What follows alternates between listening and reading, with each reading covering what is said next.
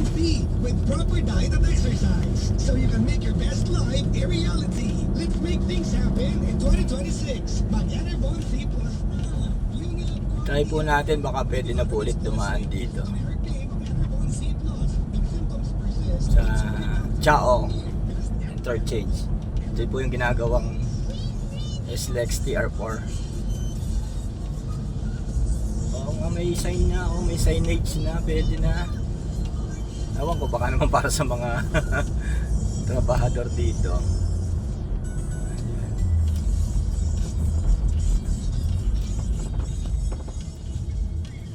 Okay na ito dati may parang may humps. May buhangin na nilagay. Okay. Lipat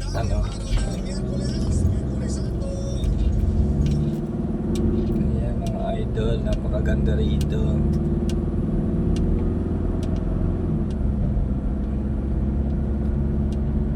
Sa baba kasi, bago ako kumanan, may nakita akong detour nakalagay. Ngayon may lumabas na truck. Sumenyas, okay daw. E di pumasok naman ako. Bahala na mga idol. Hindi naman ako wala naman akong tawag dito. Hindi naman nagmamadali.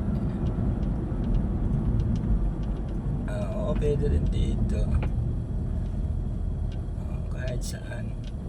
Sa mga dugsungan ng tulay. May guard hindi guard guard ata ito mga to. Ito pala pwede dito.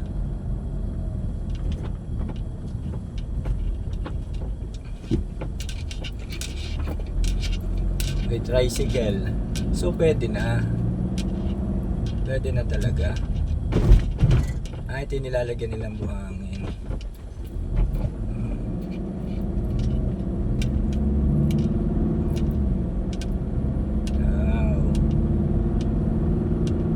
Dati kasi nang last na daan ko, meron pa ditong hindi sementado, pero nakakadaan. May harang pa nga noon, iano mo lang yung harang, aalisin mo. Mayroong tubo, may pipe, GI pipe. Aalisin mo na lang. Kasi babalik mo pagkalampas mo. Ang ganda. Lalo sa personal. May bundok pa dito sa tabi. Sa gilid mo ganda. Yun pala. Wow. Kabit rin natin. Ayan.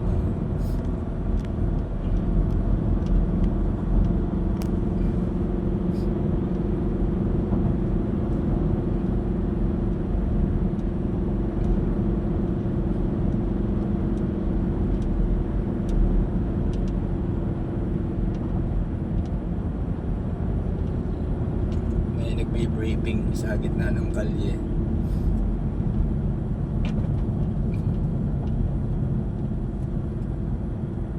Si engineer siguro, foreman, no? Si engineer.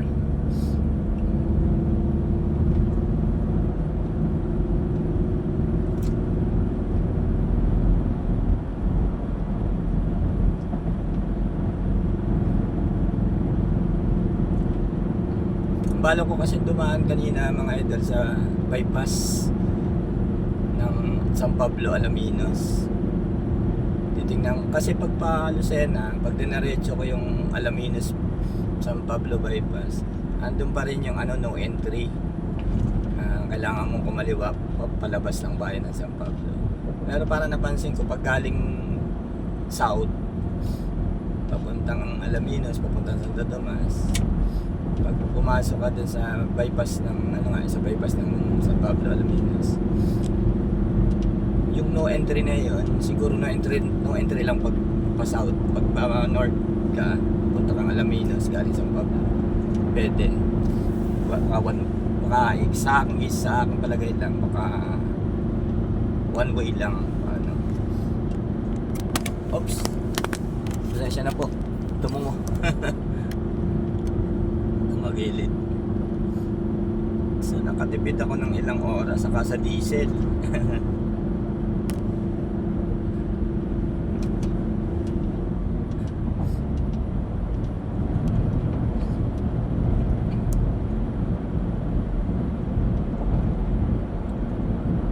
Yung video ko po, itong video ito, nagsimula kanina to sa may Villa Escudero. Yung gilid, yung pasok talaga ng galing Lucena, paakyat ng TR4. Hindi ko nasimulan doon sa ano eh, yung parang may ano ng guard. Ito yung maputik nun, no. Okay na. Okay na, oh. Maputik to dati nun. Pag maulan, lupa pag ano. Ang ganda, oh. Tapos na. Baka hanggang ay hindi ginagawa pa naman siguro. Oh, meron na isang ano, meron isang private din na nakitaan. Siguro nagtanong sila doon. Kanina wala akong mapagtanungan doon eh. Pero sumenyas yung driver ng close van. Okay daw. Sakto naman yung dating ko. Palabas na din siya.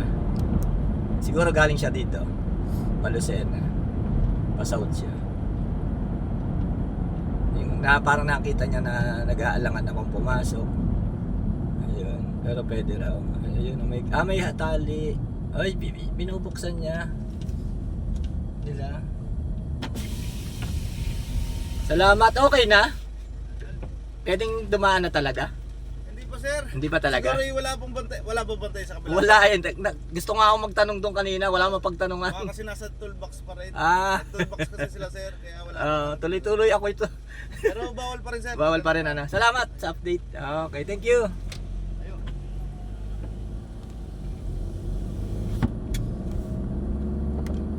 Bawal pa rin pala mga idol. At least nakadaan ako, saka mabait siya. Malayo pa lang ako, binabana niya. Dapat hindi mo na niya binababa. Para titihihin to, masasabihan niya. Boss, bawal pa, pero pwede po kayo lumusot na ngayon. Yun, tinatanong kung may bantay dun daw sa pinasukan ko, which is wala talaga naman ako nakita. At ang nagsenyas nga lang sa akin eh yung close van na palabas. Ayun. Saan galing yun? Kung galing dito si close van, eh di dapat alam niya yun. Ayun. Ito. Okay, ito pa yung ginagawa. Okay. Ginagawa pa rin naman. Nung una pa walang gumagawa pala. Buti ginatapos na. Dito ka lang gigilid talaga. Ayan, ginagawa po mga idol. Ayan, dudugso nga doon sa pinanggalingan natin. Samantala dito muna yung mga dinadaanan ng mga nagtatrabaho. Ayan. Yan tulay po niyan, yan yung ano. Kaya naglagay po diyan ng tulay papuntang San Pablo at itong kaliwa, yung kanan papuntang bayan ng San Pablo. Yung kaliwa papunta sa mga barangay. Nilagyan ng tulay kasi expressway po ngayong ilalim eh, yung TR4. Ayan. Although San Pablo to, parang barangay Santissima ba to? Parang yung ano ko eh, pag tinitingnan ko nung araw ng ano sa Waze. Ayan. Hindi ko muna yan yung aking cellphone. Pang-apat. Parang pang-apat o pang-tatlo na dumaan ako dito. Ayan. Siguro pang-apat kasi 2 times nga eh. Nung una walang harang. May harang din nakalagay. Ayun, dun tutuloy oh. From dito papunta ron. Yan ang pagdudugsongin. May isa pa palang ano doon ang tulay. Papunta rin sa mga barangay dito sana. Yan. Alam niyo mga idol, may ano, may daan. Ayan yung daan. Pwede papunta nga doon.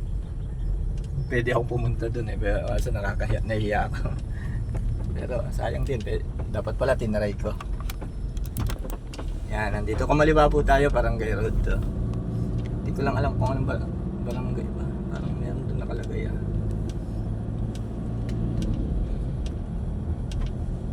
Tapos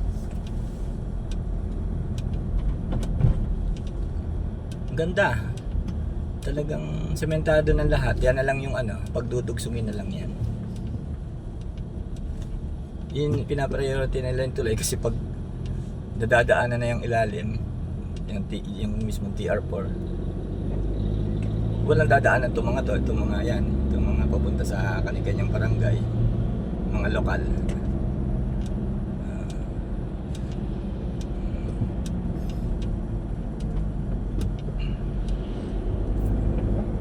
Ngayon, tuturo ko sa inyo mga idol. Kakanan tayo doon sa bypass ng San Pablo to Alaminos eh.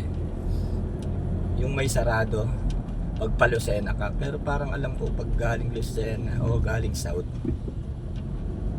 Sa palagay ko lang ha. Sa opinion ko.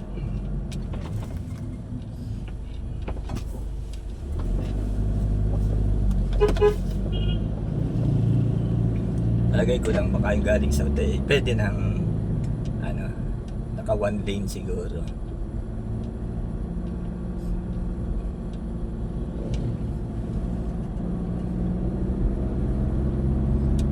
Mahigit 1 kilometer yata ito hanggang doon sa kanan yung sa bypass ng Alaminos. Labas mo na ay dun sa Petron, may yung entrada exact labasan ng ano.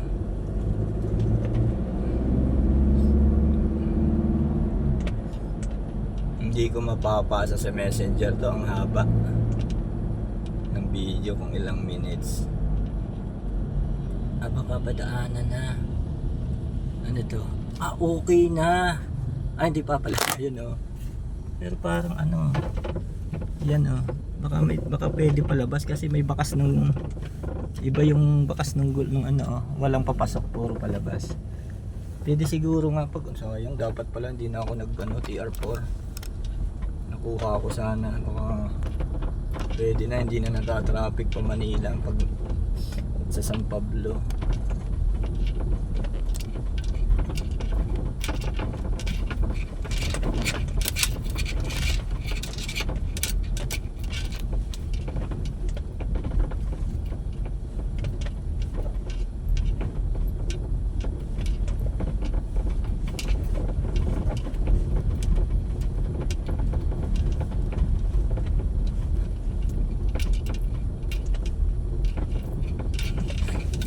Konting rough road pa rin dito sa ano, itong bypass ng Alaminos, San Pablo Alaminos. Hindi ko alam, parang walang gumagawa or kokonti ang trabahador. Guys, 12 minutes and sakto natin 13 minutes papatayin ko na itong video ito. Yun yung simula doon sa Chaong, 13 minutes hanggang dito, 13 minutes hanggang dito sa bypass ng Alaminos, San Pablo. Bye bye mga idol.